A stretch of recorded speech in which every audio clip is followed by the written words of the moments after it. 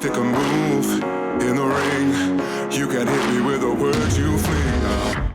Today on Post Fight, my guest is Dustin Joynson. He's just signed with ONE Championship, heavyweight out of Canada. How's everything going, mate? It's good. Thank you for having me on your show. Tell me how you signed with ONE Championship. So after my last fight for CFFC, we're just looking around for the next big thing and talking to a few companies, and the name for ONE got thrown in the mix. And I told my management I was excited for it, so let's try and pursue that. We were able to come to an agreement, and the rest is history. Yeah, and you're joining a increasingly stacked heavyweight division now in ONE Championship. Yeah, how much have you scouted ONE's heavyweight? Because it's been a bit non-existent in the last few years, but now you've got yourself, and now you got Amir Ali Akbari signed, and Marcus Buchecha, and a few others. It's looking pretty good right now. I personally don't scout anything. I usually leave that to my coaches or management. I've never been one to even do much studying into my opponents. I usually, I have my coaches study.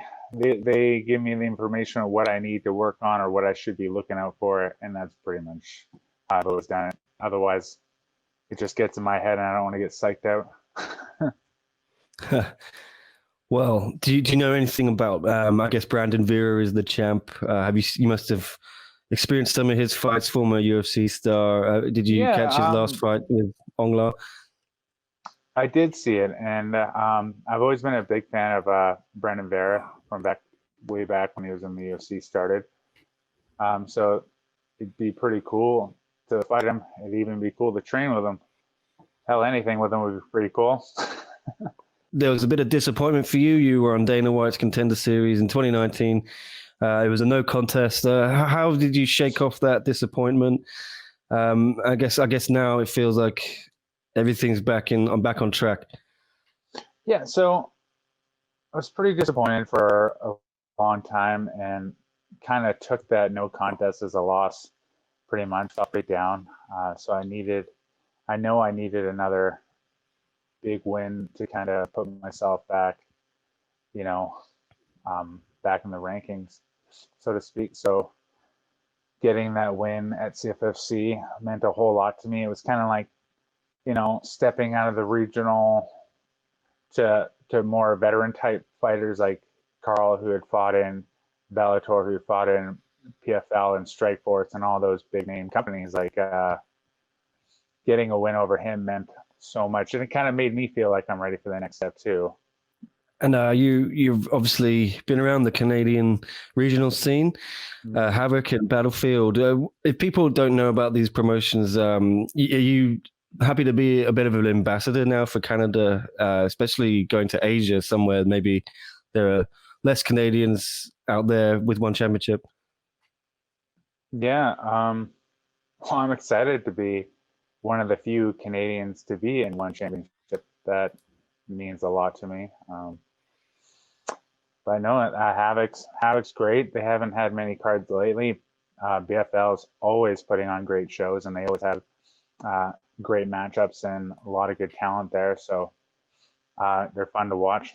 And when it comes to ONE Championship, how much do you watch? Have you got any favorite fighters there, not just in your division, just in general? I haven't watched a whole lot because I don't watch a lot of MMA in general. I used to a lot when I was younger and starting out, but I felt like the more I got into MMA and started competing, I slowly kind of phased it out because if I start watching heavyweights and I like them, well, I don't want to start liking them because I might have to fight them soon. So things like that. But other fights, obviously, we all try to watch the big fights. I used to watch Ben Askren when he was fighting in there, and now with Demetrious Johnson in there, like watching him has been pretty good. He's killing it. Yeah, DJ's back in February, I believe. He's finally getting that title shot against Adriano Moraes. Do you know any rough time for when you might be debuting? Have you got any indication from ONE Championship? We're trying for the end of February as well to maybe be on that card. So, just okay. hope it works out. I would like to fight sooner than later. Yeah. So you ready to go? Yeah, no, training's good. I'm always pushing myself hard regardless throughout the season, but obviously we step it up for fight camp, get that cardio going. Yeah. And if you do fight in February, it looks like that would be Singapore. Have you spoken to anyone in ONE about how the fight week plays out in terms of, the quarantine restrictions and having to stay in a hotel? I haven't. I don't know much about that at all. So it might be good to do some research. Yeah. Well, it seems like, you have to, once you land, you've got to just stay in your room for a few days, and then you can only train with one person. You're only allowed to bring one corner out to Singapore. Okay. Some of the guys have had a tough time with it. They said it has affected the fight week. I know it's not something immediately on the horizon, but do you think that will affect you? I don't think it'll affect me. Most of my traveling, I've only ever traveled with my coach one corner anyways. I've never had a huge entourage follow me around. So the only hard part is I do kind of get a bit stir crazy going nuts, like when I sit still in one place for too long. But if I can at least bring some pads to the hotel room and do some training in there, then can't be that bad. Yeah, I remember it was pretty easy for us to get interviews when everyone was at ONE Championship fight week because they were just stuck inside the hotels. Nothing else to do, right? Yeah, why not? So, you want to get on that DJ card then. Have you got any opponents in mind? There's no rankings in the heavyweight division yet, but is there a name you Okay, yeah. No, I'm just ready for whoever my management, whatever one gives me.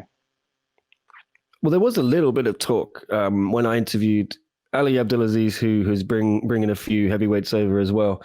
He said he'd like to see a heavyweight Grand Prix, a tournament. Is that something you'd be down for? Yeah, I'm sure.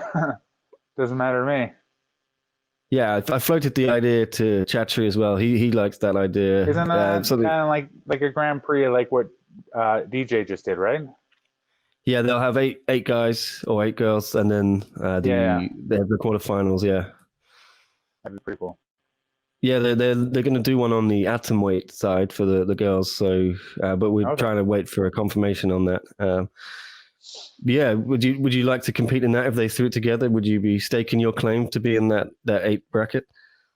Well, I wouldn't turn it down. I don't know. See what they offer me, but for sure, I'm open to things. You're looking for February. Would you take anything else, later, or have you got a set date in mind you'd like to fight? No, February. I think it's around 26. It'd be ideal. If it doesn't work out, obviously the next available card, whenever that would be, I have no idea. There is another Canadian heavyweight, Arj Singh Bular. Have you spoken to him? Have you got any thoughts on him? Are you guys friends, or do you know each other? I know him, and I've trained with him very briefly in the past when he was fighting for the UFC. Don't really have much of an opinion about him. If our paths cross and we have to fight, so be it. I don't really have any, reserves about it.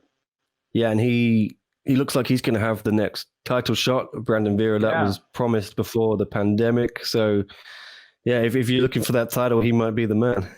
Oh, for sure. If he wins that belt, I'm for sure going after him. Have an all-Canadian heavyweight clash. How good would that be? There you go.